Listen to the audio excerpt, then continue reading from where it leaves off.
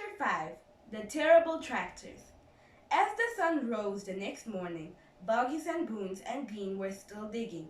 They had dug a hole so deep you could have put a house into it, but they had not yet come to the end of the fox's tunnel. They were all very tired and cross. "Dang him blast," said Buggies. "Whose rotten idea was this?" "Bean's idea," said Boons. Buggies and Boons both stared at Bean. Bean took another swig of cider, then put the flask back into his pocket without offering it to the others. "Listen, he said angrily. "I wanted that fox. I'm going to get it, that fox. I'm not giving it until I've strung him up over my fronty porch, ready as a dumpling ye." "We can't get him by digging, that's for sure," said the fat Buggies. "I've had enough of digging."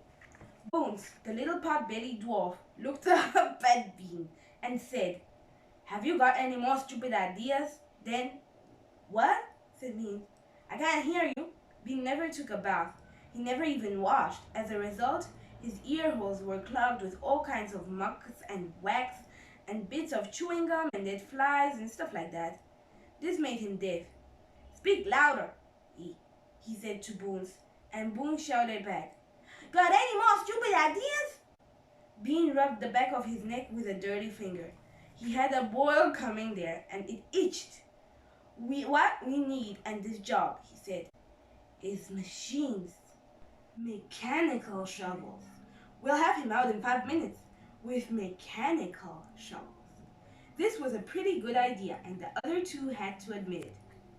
"Alrighty then," Bean said, taking charge.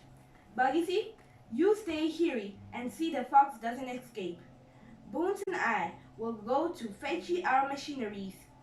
If he tries to get out, shoot him quickly." This Bean walked away. The tiny Boons trotted after him. The fat Buggy stayed where he was, with his gun pointing at the foxhole. Soon 2 enormous caterpillar tractors with mechanical shovels on the front ends came clanking into the wood. Bean was driving one, Boons the other. The machines were both black. They were murderous, brutal-looking monsters. "Here we go, Vanny," shouted Bean. "Dance to the fox!"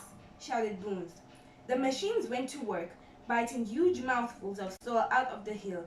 The big tree under which Mr. Fox had dug his hole in the first place was toppled like a matchstick. On all sides, rocks were sent flying and trees were falling, and the noise was deafening. Down in the tunnel the foxes crouched, listening to the terrible clanging and banging overhead. "What's happening, Dad?" cried the small foxes. "What are they doing?" Mr. Fox didn't know what was happening or what they were doing. "It's an earthquake!" cried Mrs. Fox. "Look," said one of the small foxes. "Our tunnels got shorter. I can see daylight." They all looked round, and yes, the mouth of the tunnel was only a few feet away from them now, and in the circle of daylight beyond, they could see the 2 huge black tractors almost on top of them. "Tractors!" shouted Mr. Fox. "And mechanical shovels! Dig for your lives! Dig, dig, dig!"